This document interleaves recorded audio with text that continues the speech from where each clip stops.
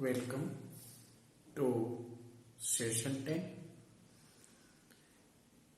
Here we see problems on negation of conjunction, disjunction, negation, implication and double implication. जे निगेशनचे आपण rules बघितले त्याच्यावरचे problems आपल्याला इथं डिस्कस करायचे.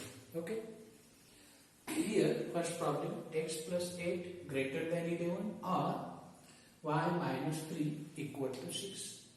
Here two simple statements are there, which is let p x plus 8 greater than 11 or q, and second statement q y minus 3 equal to 6, and therefore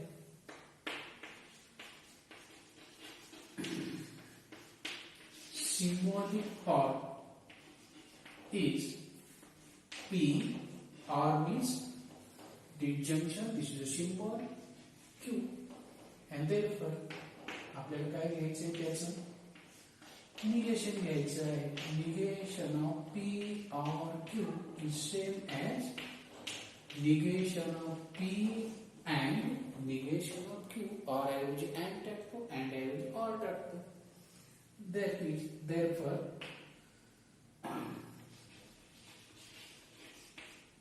negation of given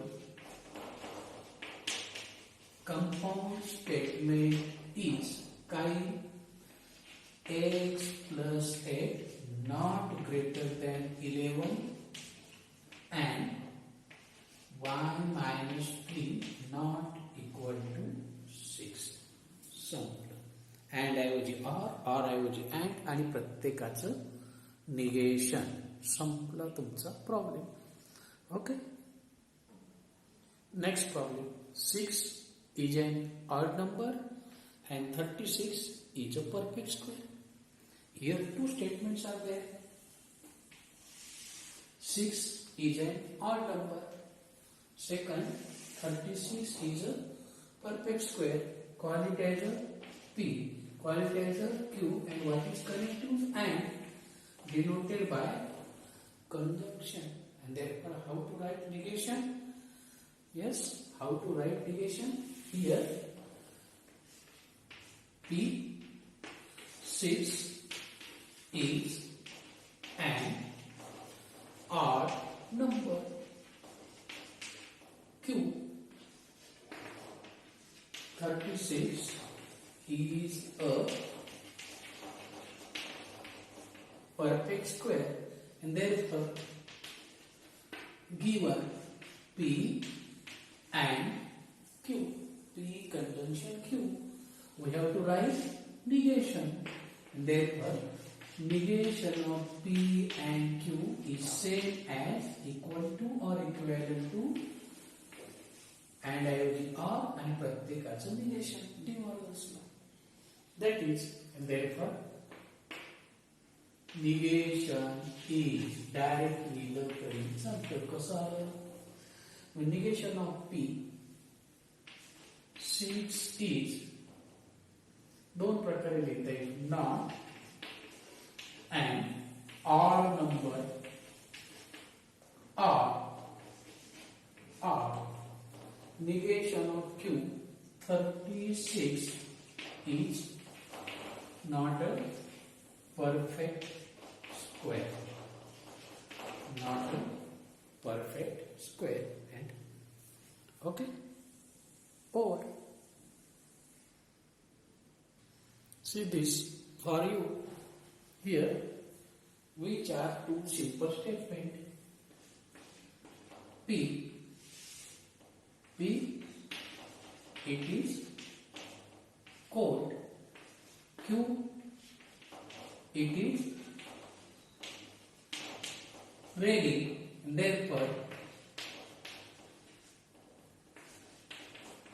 symbolic form काय right yourself, and therefore negation of symbolic form काय आहे and आहे P and Q equal to this, and therefore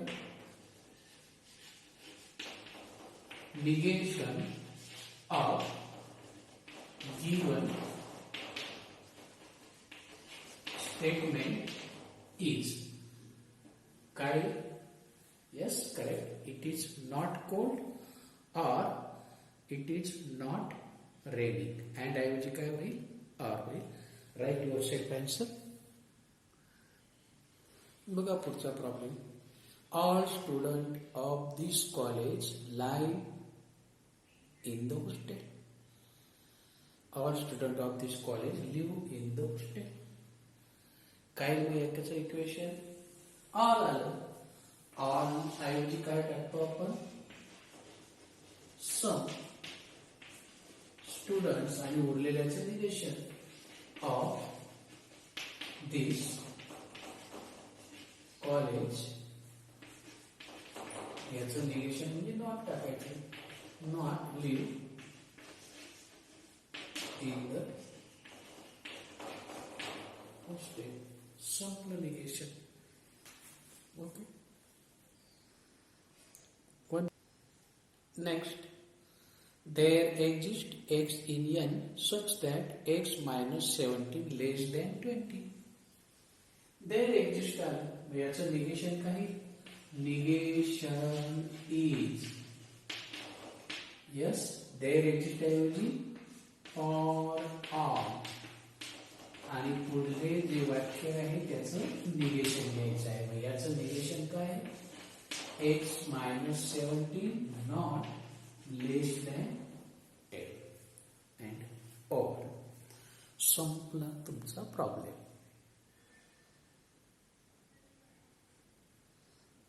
next, if it is raining then we will go and play football. हे वाक्य कशाने जोडलंय? If then ने. If then म्हणजे implication. मग इम्प्लिकेशन साठी पहिलं वाक्य कोणतं? पहिलं वाक्य कोणतं? Yes, correct. It is raining. This is a P. Q. Q, we will go and play football.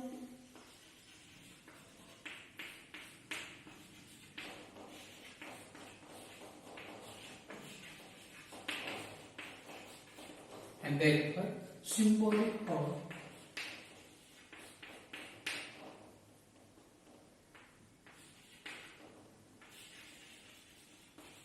is if then. परंतु आपल्याला निगेशन घ्यायचे. निगेशन मध्ये अँडचं ऑर पाहिजे, ऑरचं अँड. मग इक्विव्हॅलंटचा कन्सेप्ट करायचा. Negation of first or second.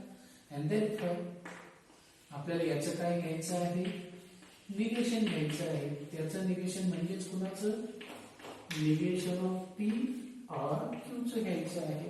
हे निगेशन मध्ये झालं तर negation of negation P or ऐवजी अँड निगेशन ऑफ क्यू म्हणजे काय? ए. मग आता काय घ्यायचं? Therefore negation is. Negation is. मी स्लोली स्टेप वाईज गेलाय. मी डायरेक्ट लिहिलं हे माहिती असेल तर negation of implication equal to conjunction of P and negation of Q.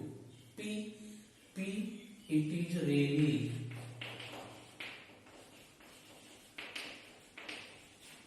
And negation of Q. याचं निगेशन म्हणजे we will not go and play football. आता हे वाक्य कसं वाटतं? It is raining and we will not. But it is raining but we will not go and play football.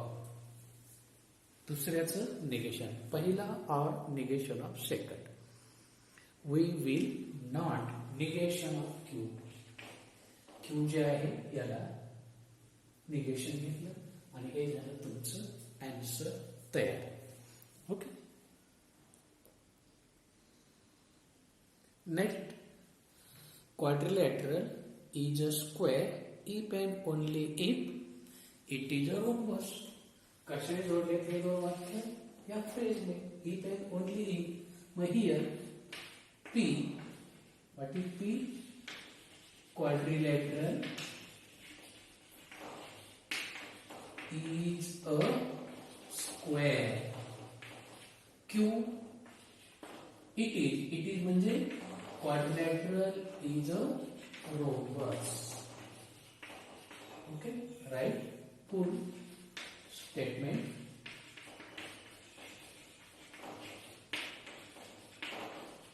Okay, and therefore symbolic form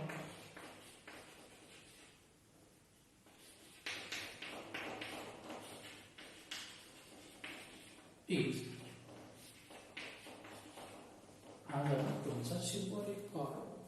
पण symbolic form P double implication Q चा आपल्याला negation माहिती नसेल तर shortcut काय करायचं? डबलचं रूपांतर पहिल्यांदा सिंगल मध्ये करा. P implies Q and P Q implies P म्हणजे डबल इम्प्लिकेशन. परंतु पी इम्प्लाइज क्यू कसा लिहिता येतो? Negation of first or second, negation of first or second याचे रूपांतर अँड किंवा ऑर मध्ये करायचं. आपल्याला याचं काय घ्यायचं आहे? निगेशन घ्यायचं आहे. कुणाचं? डबल इम्प्लिकेशनचं. मग त्याचं निगेशन म्हणजे याचंही निगेशन. काय मग डायरेक्ट तरी चालेल. याचं निगेशन म्हणजे negation of P, double negation, or ऐवजी अँड निगेशन ऑफ क्यू. याचं निगेशन ऑर, याचं निगेशन क्यू, ऑर ऐवजी अँड, याचं निगेशन सम. निगेशन प्रत्येकाचं मत घेतलं. आता याचं वाक्य लिहायचं आहे. And then negation is P, P, P quadrilateral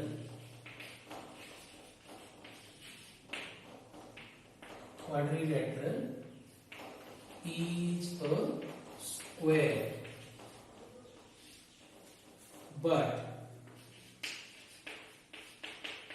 it is not rhombus. R फक्त सिंबल टाकतोय. Q quadrilateral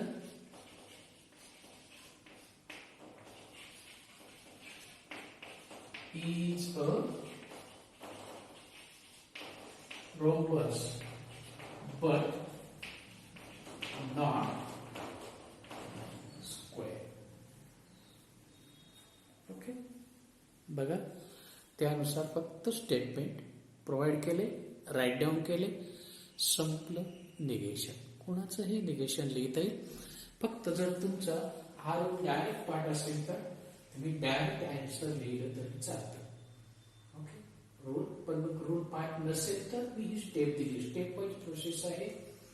बाय कंडिशनलचं रूपांतर कंडिशनल मध्ये, कंडिशनलचं ऑर किंवा अँड मध्ये आणि मग त्याचं निगेशन. निगेशन मात्र डायरेक्ट घेतलेलं आहे. ओके, तर असा हा problem. Next question. Write the negations of the following using rules of negation. कोणते रूल्स? हे तुमचे rules. De Morgan's law. P conjunction Q is same as negation of P or negation of Q. Negation of P disjunction Q. Negation of P and negation of Q. Negation of negation is the original statement. Negation of P implication Q equal to P and negation of Q. And negation of P double implication Q equal to P and not Q or Q and negation of P. हे तुमचे rules आहेत. यांचा उपयोग करून या दोघांना म्हणतो आपण डी मॉर्गन्स लॉ. ओके, आणि हे तुमचे रूल्स. यांचा उपयोग करून आपल्याला यांचं निगेशन लिहायचं आहे. परंतु आता हा रूल वापरला तर निगेशन ऑफ कंडिशनल किंवा शॉर्टकट पहिली स्टेप बघा. Negation of Q implies P. पहिल्यांदा काय इम्प्लिकेशन नको आहे, मग काय आपला रूल, पहिल्याचं निगेशन और दुसरा कोणता लॉ वापरला, एक लॉ मी लिहितोय. पहिल्यांदा इम्प्लिकेशन काढून टाकलं. कोणता लॉ वापरला, कंडिशनल लॉ. कंडिशनल लॉ काय आहे तो, first implies second equal to negation of first or second. हा कंडिशनल लॉ आहे. पहिल्याचं निगेशन और दुसरा म्हणजेच काय, क्यू और पी. हा झाला कंडिशनल लॉ वापरला. आणि देन मला याचं काय घ्यायचं आहे, निगेशन घ्यायचं आहे. त्याचं निगेशन म्हणजे कुणाचं येईल, याचं negation. Am I correct? Okay. Taking negation of both sides. Then negation आतमध्ये घेतलं ते काय होईल, निगेशन ऑफ क्यू और ऐवजी काय येईल, अँड निगेशन ऑफ पी. कोणता रूल वापरला, कोणता लॉ वापरला, डी मॉर्गन्स लॉ किंवा negation of disjunction. D Morgan's law वापरला आणि संपला तुमचा आन्सर. संपलं. बघा काय काय वापरलं ते द्यायचं. विथ युजिंग रूल्स कोणता रूल वापरला ते लिहायचं आहे. Okay. Next second, P or negation of Q and R.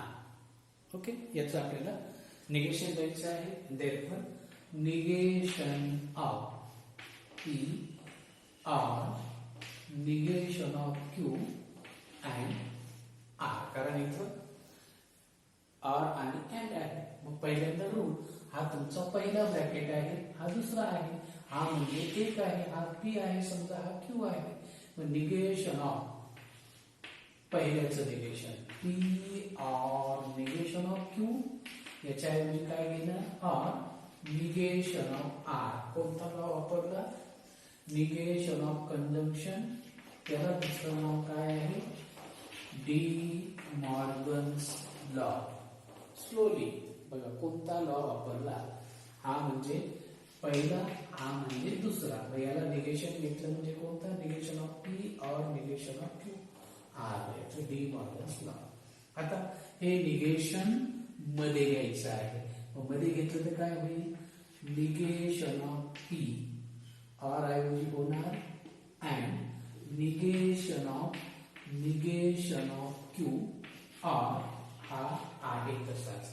याच्यासाठी कोणता लॉ वापरला, पुन्हा तोच लॉ वापरला, डी मॉर्गन्स लॉ किंवा निगेशन ऑफ डिसजंक्शन. हा लॉ वापरला. दोघांनाही नाव तेच आहे, डी मॉर्गन्स लॉ. ओके. आता पुढे negation of negation. Negation P आहे तसाच and negation of negation original statement or negation of R. कोणता लॉ वापरला, निगेशन ऑफ निगेशन. आणि हे झालं तुमचं आन्सर. एका वेळेत पण तुम्ही लिहू शकले असते, पण जर त्यांनी विचारलं विथ रिझन तर मग असे रिझन्स तुम्हाला द्यावे लागतात. Okay. Next, P disjunction negation of Q implies P conjunction negation of Q. Okay. Bracket. This first bracket we call it as a A. Second bracket say B. And how implication can be written as negation of first or second conditional law. We use first conditional law. What is conditional law? Negation of first or second. Which law? Conditional law. Again I explain. P implies Q equal to, this is much important law. Logical इक्विव्हॅलंटच्या सहाय्याने हे same आहे म्हणून याच्याबरोबर हे घ्यायचं and इम्प्लिकेशनचं रूपांतर and मध्ये. आता हा निगेटिव्ह मध्ये घ्या. निगेटिव्ह मध्ये घेतलं तर काय होईल? निगेशन ऑफ पी और ऐवजी and negation of negation Q or P and negation of Q. कोणता लॉ वापरला? निगेशन ऑफ डिसजंक्शन किंवा दुसरं नाव काय देणार? De Morgan's law. याला दुसरं नाव काय देणार? De Morgan's law. Okay. Then आपल्याला याचं काय घ्यायचं आहे? निगेशन घ्यायचं आहे. Therefore negation of P or negation of Q implies P and negation of Q. च म्हणजेच याच्यावर कोण आला आता? हे आहे याचं negation. Negation of per negation of P and Q or P and negation of Q. पहिला म्हणजे P, दुसरा म्हणजे Q. तर डायरेक्ट मध्ये घेतलं तरी चालेल. कोणता लॉ? De Morgan's law. पहिल्याचं निगेशन, पहिला म्हणजे पहिला ब्रॅकेट वजा साइन मध्ये घ्यायचं और ऐवजी अँड निगेशन ऑफ दुसरा ब्रॅकेट. कोणता लॉ? डी मॉर्गन्स लॉ किंवा negation of De Morgan's law. आता घ्या वजामध्ये. वजामध्ये घेतलं तर काय होईल? Negation of negation P and ऐवजी or negation of Q and negation of P or Q. आणि हे झालं तुमचं अँसर. कोणता लॉ वापरला? पुन्हाही कोणता लॉ वापरला? D Morgan's law. पुन्हाही कोणता लॉ वापरला? D Morgan's law. Okay. Negation of conjunction आणि डिसजंक्शनला म्हणतो आपण डी मॉर्गन्स लॉ. बघा स्टेप वाईज बघा, कुठेही घाई करण्याचं कारण नाही. एक एक स्टेप बघा म्हणजे लक्षात येईल. These 3 examples is for you. I explain. You only write it. And or मध्ये आहे मग निगेशन घ्यायला आहे. Negation of first bracket and second bracket. पहिल्यांदा याला वापरायचं. मग काय? Negation of first bracket and ऐवजी or negation of second bracket. कोणताला वापरणार? निगेशन ऑफ कंजंक्शन म्हणजेच डी मॉर्गन्स लॉ. पहिल्या अँड ऑरला डी मॉर्गन्स लॉ म्हणतो. नंतर निगेशन मध्ये घ्यायचं आहे आरचं. पुन्हा कोणता लॉ? तोच लॉ वापरणार आणि इकडे अँसर लिहून टाकणार. निगेशन ऑफ काय? Negation of this and negation of काय इथं? पी इथं Q or as it is आणि इथं लिहून टाका तुमचं अँसर. कोणता लॉ? पुन्हा नाही कोणता law? De Morgan's law. Okay. काय इथं? निगेशन ऑफ क्यू और ऐवजी होईल and negation of negation R. Okay. आता याला पुन्हा कॉम्पिटेटिव्ह म्हणजे यांच्यात इंटरचेंज केला तरी चालतो. हा असाही लिहू शकतो मी. Negation of Q and negation of P यांच्यात इंटरचेंज केला तर चालतो. याला म्हणतो आपण डी कोणता? कॉम्युटेटिव्हिटी. Commutative law.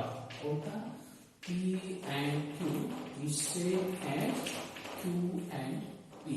दोन्ही ट्रूच लागतात. कसेही घ्या, सेम घ्यायचं. आणि मग आता बघा दोघांच्या मधलं साईन इथंही काय आहे? दोघांच्या मधलं सेम आहे कंजंक्शन. ओके. दोन ब्रॅकेटच्या मधलं साईन अपोजिट आहे. या दोघांनाही कॉमन पार्ट काय आहे? जसं बोलतो तसा कॉमन घ्यायचं. निगेशन ऑफ क्यू, दोघांना एक कॉमन आहे, दोघांच्या मिडलचं साइन, दोघांच्या मधलं साइन, अँड ब्रॅकेट मध्ये इथं काय राहिलं, negation of Q or R. बरोबर. बाहेरच्या मध्ये बोलून बघा, शॉर्टकट सांगतो आपल्या थेरीमध्ये. याने जर याला म्हटलं तर negation of Q and negation of P or negation of Q and R, याला म्हणतो आपण डिस्ट्रीब्युटिव्ह लॉ. याला म्हणतो डिस्ट्रीब्युटिव्ह लॉ. कसा आहे हा, P and Q or R is same as P and Q or P and R. हा distributive, हे दोन आहे, यांच्यात पुन्हा इंटरचेंज केला की दुसरा भाग तयार होतो, आणि हे झालं तुमचं निगेशन. इथपर्यंत आला तरी पण चालेल. असंच उरलेल्या दोघांचंही लिहून टाका. ओके. आणि इथं आपण थांबूया. We come up to negations. इथपर्यंत आपण आलेलो आहे. निगेशनचे प्रॉब्लेम आला तर 2 मार्क, 3 मार्क, किंवा एकदम सिंपल आला तर 1 मार्काला येऊ शकतो. फक्त रूल्स पुन्हा पुन्हा बघा, म्हणजे तुम्हाला कुठलीही अडचण येणार नाही. ओके. I stop here.